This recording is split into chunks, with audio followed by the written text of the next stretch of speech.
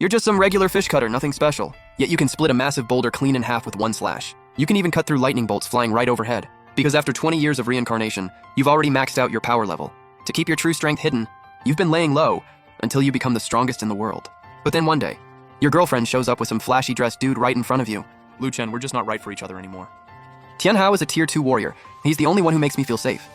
There's 100k on this card, pin's my birthday, go spend it. And just like that, Lin Xiao tosses a bank card onto your cutting board like she's doing you a favor. You glance at the card, then look up at Lin Xiao walking away. Tier 2 warrior, sorry to break it to you. I've been tier 3 for 2 years already. Maybe it's time to get out there and see the world. The next morning, instead of heading to the supermarket, you suit up. You head over to the Secret Realm Exploration Bureau's office building. Hi, I'm here to apply for the Secret Realm live streamer position. The HR lady takes one look at you and sizes you up. You got any relevant experience? You stay calm and answer. I'm the head fish butcher at Xiaopang Supermarket's fresh seafood section. 20-year straight champion at the fish skills competition. The lady frowns. Just knowing how to cut fish isn't gonna cut it. Without a word, you pull out your fish gut blade and swing. She's about to call you out and then crack. A sharp cracking sound rings out, and the marble floor in the lobby splits apart in layers. The dark ground beneath is exposed, and everyone's eyes go wide. A crack rips open under their feet, stretching all the way out of the hall, at least 20 meters long. But somehow, everyone standing right on top of it is completely unharmed. The woman's jaw drops so wide you could literally fit an egg in there. If he were just a regular warrior, she wouldn't be this shook. But he just projected sword energy through thin air. That's straight up tier 4 Grandmaster level. Only a Transcendence level warrior can pull that off. It takes her a solid moment to snap back to reality, swallowing hard. Please follow me, she stutters. I'll take you to our deputy director. She leads you there shortly after, and you arrive at the deputy director's office. A man stands by the window, and on the couch beside him sits a beautiful young girl. When she hears someone come in, she looks up with those big doe eyes, blinking those wide, watery eyes right at you. Curiosity in her gaze, you give a polite nod.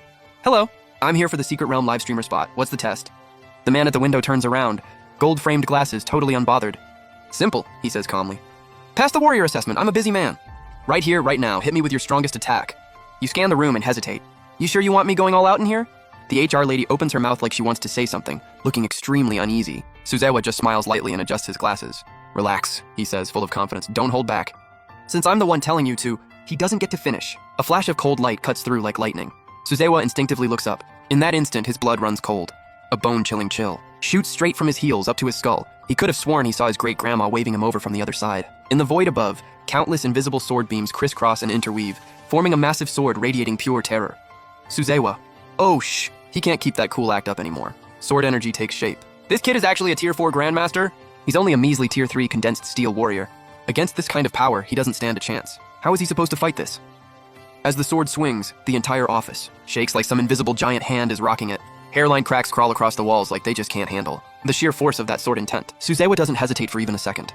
He crosses both arms over his chest, his energy surging wildly as a faint red aura forms a thin barrier around his body, his absolute last line of defense. The next moment, a blood-curdling scream rips through the air. He flies back like a kite with a snapped string, slamming straight into the wall. He leaves a full-body imprint before slowly sliding down. The HR lady panics and rushes over, catching Suzewa by the shoulders. Even Su Xiaonuan nearby goes pale, looking genuinely worried. Suzewa looks a total mess, hair wild, blood at the corner of his mouth. Absolutely wrecked, not a trace of that confident swagger left. Next time there's a freak like this, give me a heads up in advance. You stand there calmly, sword in hand. So, did I pass? Need me to keep going? Suzewa collapses on the floor, shaking his head like crazy.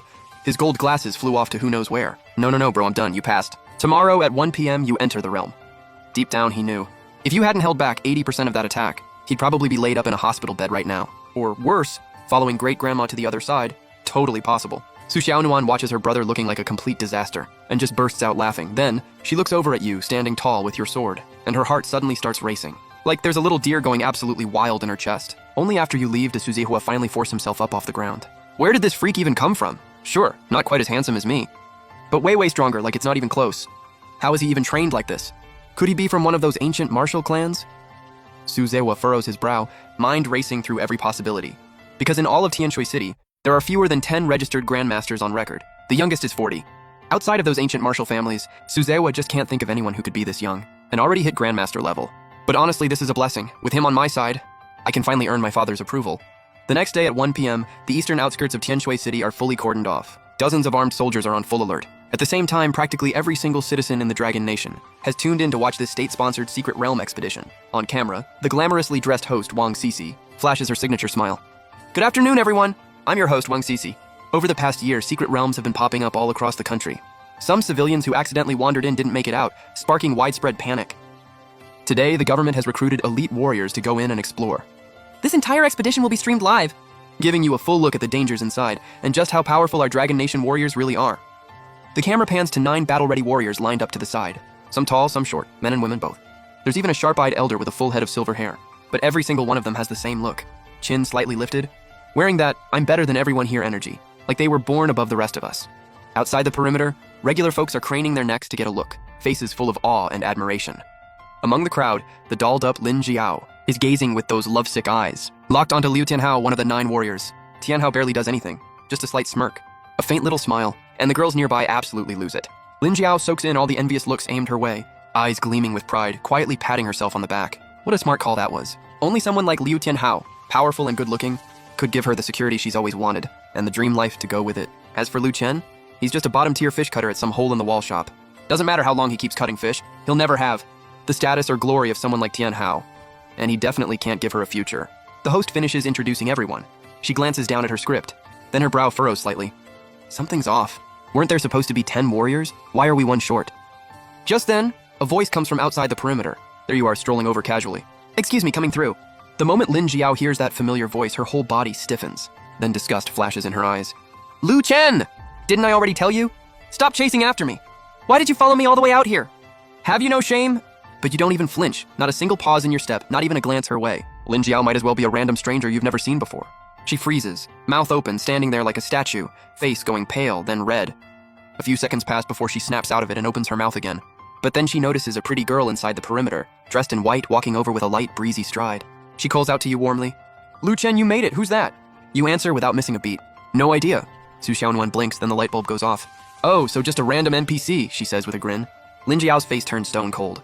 Furious on the inside, but holding it in, because she just recognized who this girl is. This girl is none other than the Tianshui City National Secret Realm Bureau's Deputy Director Su Zewa's little sister. How on earth did Liu Chen, a fish cutter, get in with her? Lin Jiao's brow tightens, eyes darting around, her face written all over with confusion.